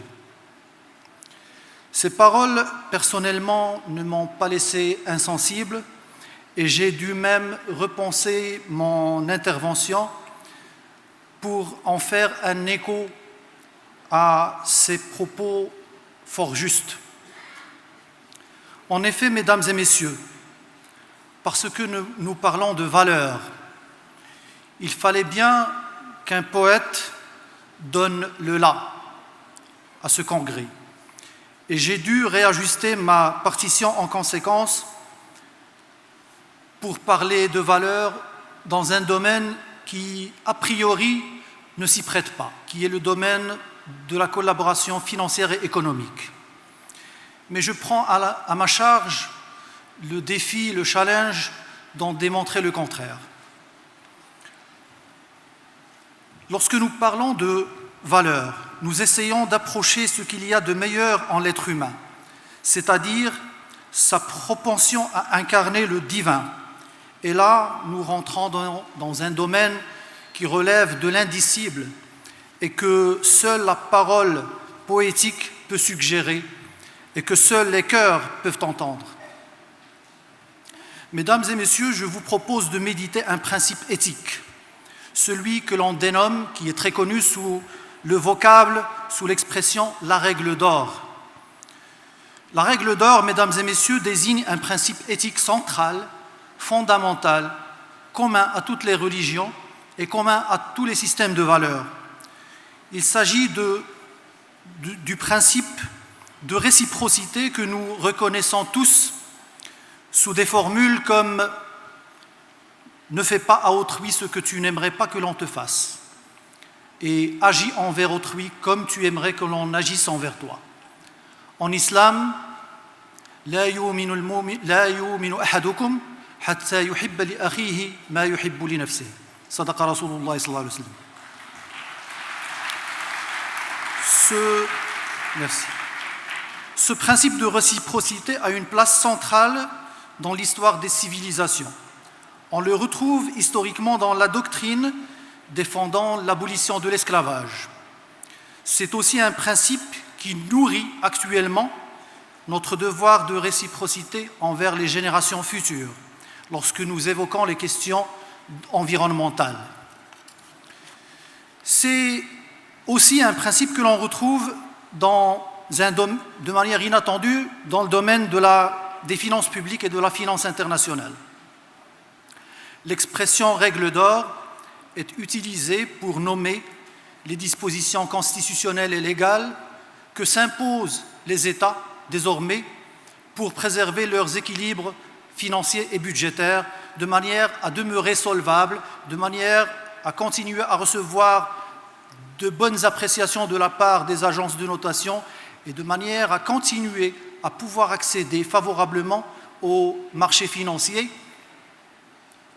L'actualité d'aujourd'hui fait qu'un pays aussi fort comme la France connaît des déséquilibres financiers qui font qu'aujourd'hui la France emprunte sur le marché financier au même taux de la Grèce. Que dire alors de pays moins favorisés d'un point de vue de puissance et de richesse économique? Alors, cette règle d'or dans le domaine des finances publiques va s'exprimer souvent sous la forme de ratios. Par exemple, chez les pays d'Europe, la règle d'or, c'est faire en sorte que le déficit budgétaire reste limité à 3%, que la dette publique demeure en deçà de 65 ou de 65%, de manière à rester solvable. Alors vous vous demandez certainement en quoi consiste la réciprocité, en quoi consiste ce principe éthique de règle d'or lorsqu'on parle de ratio financier. Pour comprendre de quoi on parle, pourquoi est-ce qu'on a utilisé l'expression règle d'or pour dénommer ces ratios financiers, apparemment éloignés de ce principe de réciprocité, il faut lire les statuts du FMI. Alors, dans les statuts du FMI, on trouve ce passage. Lorsqu'un pays emprunte auprès du FMI, ses autorités acceptent d'ajuster leurs politiques économiques pour surmonter les problèmes qui les ont conduites à solliciter l'aide financière de la communauté internationale. Les conditions de ces prêts permettent également de veiller à ce que le pays soit en mesure de rembourser le FMI et de mettre les ressources à la disposition d'autres pays membres qui en ont besoin. Vous voyez certainement, mesdames et messieurs, que la question de la réciprocité est utilisée ici de manière à légitimer, à justifier les conditions souvent sévères qu'imposent les institutions financières pour que les pays réajustent leurs politiques économiques et financières et puissent rembourser les ressources. Alors, le pays emprunteur est appelé, au moyen de ce principe éthique de réciprocité, à rembourser, quelles que soient les conditions, même si les conditions de ces institutions internationales, souvent à travers des plans de réajustement stricts et très sévères, mettent à mal les conditions sociales et financières de ces pays.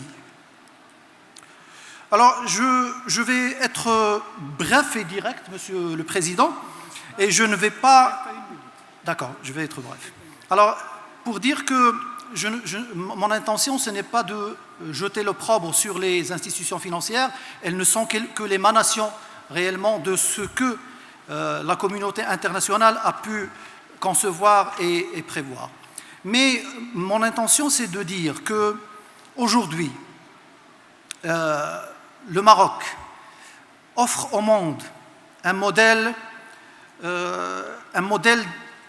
qui justifie, qui donne la preuve qu'une solidarité autre est possible, que la solidarité et la politique que mène le Maroc, justement, vis-à-vis de ses frères arabes et africains, c'est une collaboration financière et économique qui se base sur le principe gagnant-gagnant.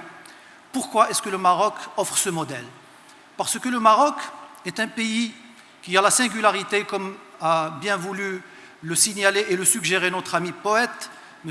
Lamine Sall, c'est un pays très imprégné de valeurs religieuses et de valeurs spirituelles qui font que c'est un pays, sous le leadership de son roi, qui peut faire la preuve au monde entier qu'une autre diplomatie, une autre collaboration financière et économique est possible. Et permettez-moi, Monsieur le Président, de clore par une citation ça me tient à cœur, et ce sera le mot de la fin. C'est un auteur très célèbre, Jean-Paul Charnay, qui dit dans un ouvrage magnifique que je recommande à nos chers étudiants, il dit ceci: « Puisque la justification la plus profonde de l'islam est le bien qu'il apporte à l'homme, les musulmans doivent maintenir leur effort missionnaire, non plus par la guerre, mais par l'exemple, la persuasion intime, la controverse érudite irréfutable. Le devoir de chaque musulman est de témoigner, de rendre compte de la vérité. Ce devoir repose sur un parallélisme espéré entre la maîtrise de la parole et l'intention du cœur. » Je vous remercie. Merci à vous. Merci Mohamed Msmoudi. Vous avez soulevé un point qui n'a pas été abordé depuis hier, même le matin, la question de la finance et de la distribution de l'argent à travers le monde. C'est un point crucial parce que, selon l'expression consacrée, l'argent est le nerf de la guerre. Et malheureusement, l'usage qui en est fait, c'est à la tête de chaque État. Et les taux d'intérêt ne sont pas calculés sur les mêmes valeurs. Et ça creuse davantage les inégalités entre les riches et les pauvres. Mais vous avez mis l'accent sur la politique marocaine, telle qu'elle est menée par Sa Majesté, qui est une politique d'équité vous avez dit de gagnant à gagnant, parce que sans cette stratégie de co-développement, on ne peut pas relever ensemble, Maroc et pays africains, les défis du futur, qui deviennent malheureusement de plus en plus complexes à maîtriser. Et seul, effectivement, comme vous l'avez dit, en partant de la citation de notre poète, cher poète Lamine Sall, le Maroc est une prière, et il ne peut pas l'être, même s'il s'agit là d'une métaphore, mais la métaphore peut être parfois plus révélatrice qu'un discours réaliste. Le Maroc ne peut pas s'autoriser d'autres types de relations que celles qui sont fondées effectivement sur la coopération et le co-développement. Et que, comme vous le savez très bien, le Maroc investit beaucoup en Afrique, mais ce n'est pas dans un but d'exploiter ou de tirer quelque bénéfice que ce soit au détriment de tel ou tel pays, quelle qu'en soit la taille. Merci, Si Mohamed El Mousmoudi, d'avoir rappelé cette question de la finance. Je voudrais maintenant m'adresser à nos chers étudiants, et comme on l'a fait ce matin, je voudrais inviter 4 parmi vous pour venir ici poser leurs questions. 2 filles et 2 garçons. S'il vous plaît. Faites vite. Et votre question? Anne-Carole Laté, licence de sciences politiques. Bonjour à tous et merci pour la parole. Alors, en 2001, Noam Chomsky écrivait « Le terrorisme est l'arme des puissants et quand on pense le contraire, c'est parce que ce sont eux qui détiennent les appareils culturels et idéologiques pour transformer cette terreur en autre chose. » Alors ma question est la suivante, quel renouveau pouvons-nous espérer dans la coopération internationale quand ces mêmes puissants détiennent toujours les appareils culturels et idéologiques qui permettent de catégoriser ce qui est démocratique et ce qui est terrorisme? Merci.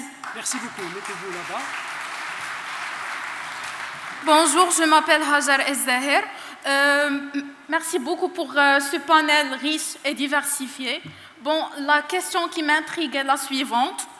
Comment la diplomatie préventive et la coopération internationale peuvent-elles être utilisées pour atténuer les tensions commerciales et promouvoir un commerce international plus équitable et durable, notamment face à des enjeux tels que les guerres tarifaires, les sanctions économiques et les déséquilibres commerciaux? Merci beaucoup. Merci beaucoup. Votre nom et votre question. Bonsoir à tous, je m'appelle Nguema Veglen, élève en première année à l'EDIA. Ma question est la suivante. Compte tenu de la situation actuelle dans le monde par rapport aux guerres et aux inégalités, comme nos très chers invités ont eu à le dire, ma question est alors, ne pensez-vous pas que la diplomatie devrait devenir plus active et moins théorique dans le monde d'aujourd'hui? Merci beaucoup. Bonjour, moi je me nomme Nitsema Seni. Alors, j'ai suivi les interventions de nos chers panélistes que j'apprécie bien. Alors, il y a une question, je dirais, qui devait comme un acquis, le monde multipolaire. Alors, cette question, je me pose souvent la question, est-ce que c'est la bonne approche dans sa conception actuelle? Car il y a un adage qui dit qu'il ne peut pas avoir plusieurs capitaines dans un bateau. Est-ce qu'il y a des pistes de réflexion pour essayer d'adapter ça pour un monde meilleur? Merci. Bonjour, je m'appelle Ziad Atifi, élève de première année IDEA. En entendant les remarques du professeur Lola Banoun, une question m'est immédiatement venue à l'esprit. Comment la diplomatie préventive et la coopération internationale peuvent-elles contribuer à instaurer un cadre de sécurité durable et équitable entre l'Israël et le Palestine, en surmontant les obstacles politiques, territoriaux et historiques, en entrave la paix dans la région? Merci. Merci. Merci aux invités pour leur objectivité et leur réalisme. Et j'aimerais bien poser une seule question par rapport à la reconstruction du Conseil de sécurité. Faut-il enlever le veto ou bien faut-il limiter le veto? Merci. Merci. C'est bon? Merci beaucoup. Mettez-vous derrière pour la photo souvenir. J'invite mes collègues librement Madame Lebanon, une question vous a été adressée. On commence par vous. Je vous demanderai d'être bien, bref, très bref, et puis je donne le kalima Saadat Louazir. Oui, vous pouvez le faire à partir de votre photo. Vous venez ici, c'est mieux. Comme ça, vous êtes... Merci. Je vais être très intéressant vos questions. Je vais être très synthétique. D'abord, je pense que le premier pas, c'est le langage. Quand vous demandez sur le terrorisme, il faut être bien clair. D'abord, qu'est-ce que vous considérez terrorisme? Et je pense que ça est dans la base d'une pensée plus globale, parce qu'il faut reconnaître que la politique internationale est une politique parfois colonialiste. Et ça veut dire une politique avec beaucoup d'inégalités. Alors il faut aborder ces questions si on veut construire un monde en paix, un monde plus égalitaire. Pour ça, on a besoin de toutes les cultures, de toutes les religions, de toutes les perspectives. Merci. Surtout la perspective du genre.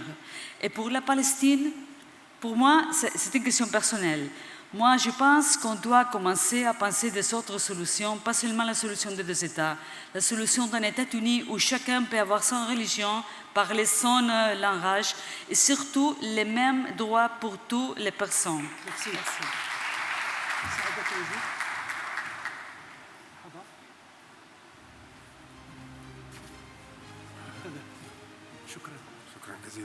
Actually, I am so proud to listen to your questions. I think my answer is that we have to strictly adhere to the principles of the international law and the UN Charter. The Security Council, we have 5 permanent members, and the first mandate of this Security Council is to preserve peace and security. Unfortunately, 3 of the permanent members, they are not even committed to these principles, and they are causing a lot of troubles and problems in the world. And I think you can name the 3 countries which I am talking about, but I will not do that. I guess you understand what I meant. So the main principle now is to adhere to the principles of the international law, and I think one day we will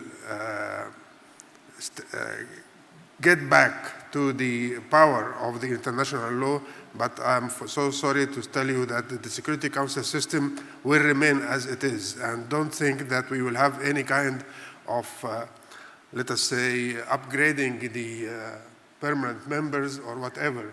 It will remain like this because we have, the domination of certain powers in this world, and I think they will not allow anybody to change the character of the Security Council in the near future. Thank you. شكرا جزيلا. وي اجي سي محمد تفضل. ومن بعد سي غازي ومن بعد تفضل مرحبا. Brièvement. Merci professeur. J'essaierai d'être rapide par rapport aux réponses. Alors je répondais d'abord à la question sur le commerce. La question sur le commerce. Mais je dirais simplement que le commerce en soi, c'est une mesure de diplomatie préventive. Quand on fait du commerce entre pays, c'est déjà, on crée des intérêts mutuels. Quand tu produis, il faut vendre quelque part. Quand le marché est saturé, il faut exporter. Donc, vers qui? Vers un partenaire avec lequel tu es en paix. Donc, ça incite déjà à créer des intérêts mutuels. Et je regarde M. Holani, peut-être, en tant qu'ancien président de CGM, il connaît très bien le secteur, et qui peut développer ça mieux que moi, peut-être plus tard avec vous, peut-être. Mais en tout cas, je résume, le commerce, pour moi, est une mesure de diplomatie préventive. Merci. Ça, c'est un. Deuxième question sur... est-ce que c'est moins théorie ou plus d'action? Sachez que n'importe quelle action, n'importe quelle démarche, n'importe quel événement en diplomatie, en relations internationales, il est lié à une théorie. Alors relisez ce soir un livre des théories de relations internationales et regardez le soir la télé pour voir les news, vous allez être connecté tout de suite. Vous allez voir le réalisme, l'idéalisme, le libéralisme, néolibéralisme. Et vous allez être perdu dans le choix. Comment peut-on piloter les relations internationales de demain selon vos convictions? Est-ce qu'on va pencher plus vers des relations internationales qui penchent plus vers l'idéalisme, justice, équité, etc. Ou bien le réalisme, c'est guerre, la course vers l'armement et plus de chaos dans les relations internationales. Je termine par la... Enfin, je finirai par répondre à 4 questions, en fait. Un dernier? OK. Donc, diplomatie et paix dans la région entre Palestiniens et Israéliens. Je crois que peut-être que le ministre Abi peut développer mieux ça que moi, mais l'expérience de la région par rapport à la paix et le projet de paix au Proche-Orient est une répétition de tentatives d'instaurer la paix. Je crois qu'aujourd'hui, on a atteint un maximum de seuil de chaos qui pourrait normalement remettre en cause tous les accords antécédents, à commencer par Israël-Égypte, à commencer par d'autres accords signés ici et là, et en finir à semer le doute. Moi, je reste ouvert sur cette question. C'est quoi demain? Mais je rejoins votre doute par rapport à ça. Je termine par ce point et merci. Peut-être une dernière réponse, très bien. صافي. انتهى الوقت. شكرا جزيلا. شكرا. Merci. شكرا سعادة السفير. شكرا جزيلا. Je voudrais remercier mes collègues, nos amis, d'avoir animé brillamment ce panel qui a profité certainement à l'ensemble de nos étudiants. J'invite les étudiants qui se sont inscrits dans le panel qui se tient maintenant à l'amphi B1 d'aller rejoindre cet amphi. Et j'invite les autres à rester. J'invite également mon collègue vice-président Sichak Ibn Jari à rejoindre la tribune. Et également mon ami et collègue Alex Toshkov, s'il est là, d'aller rejoindre son panel à l'amphi B1. Les étudiants concernés par ce panel restent ici, sauf ceux qui sont concernés par l'autre panel doivent aller rejoindre l'amphi B1.